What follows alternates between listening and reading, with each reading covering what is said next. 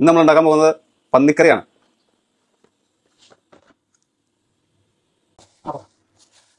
അപ്പോൾ നമ്മൾ വെളിച്ചെണ്ണ ചൂടായി കഴിഞ്ഞാൽ നമ്മൾ ആദ്യം കടുക് ഇടുക, ലേശം ഉലുവ,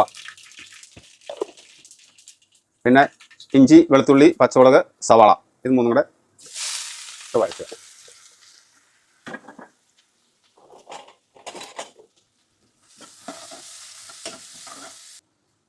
അപ്പോൾ നമ്മൾ സവാളയൊക്കെ വഴറ്റി ഗോൾഡൻ കളർ വന്നിട്ടുണ്ട്.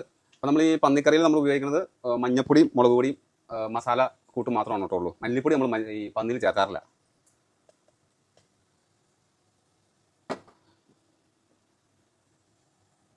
മസാല കുറച്ച് മതി.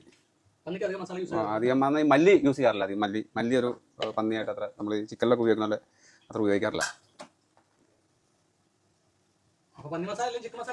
ചിക്കൻ മസാല ഇട്ടാൽ മതി.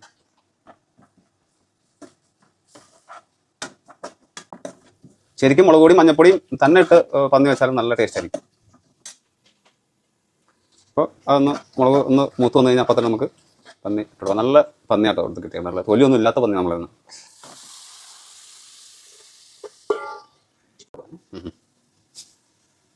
അപ്പോൾ ഇതിനകത്ത് ആവശ്യമുള്ള ഉപ്പ്, ഇത്ര സാധനങ്ങളുള്ളൂ. സിമ്പിളാണ് പന്നി ഉണ്ടാക്കാൻ വേണ്ടി, വളരെ സിമ്പിളായിട്ടുള്ള മസാലക്കൂട്ട്. ശരിക്കും ഇളക്കി ഇനി ഇത് ഇതിനകത്തിരുന്ന് വേവുക. ഇത് നമ്മൾ എല്ലാം കൂടെ ഒന്നിച്ചിട്ടുള്ള ഇതാണ്. പന്നി ഉണ്ടാക്കാൻ എത്ര മതി. പിന്നെ നമുക്ക് ഫ്രൈ ആയിട്ട് ഉണ്ടാക്കുമ്പോൾ നമ്മൾ വേറെ വേവിച്ചിട്ട് വേറെ രീതിയിലുണ്ടാക്കണം. ഇതിപ്പോൾ ഒരു കറി, ഒരു പെരളൻ ടൈപ്പാണ്. ഇനി മൂടി വെച്ചിട്ട് വേവട്ടെ.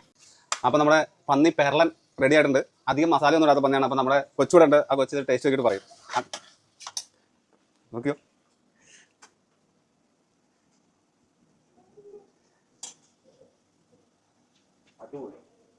സൂപ്പറാണ്.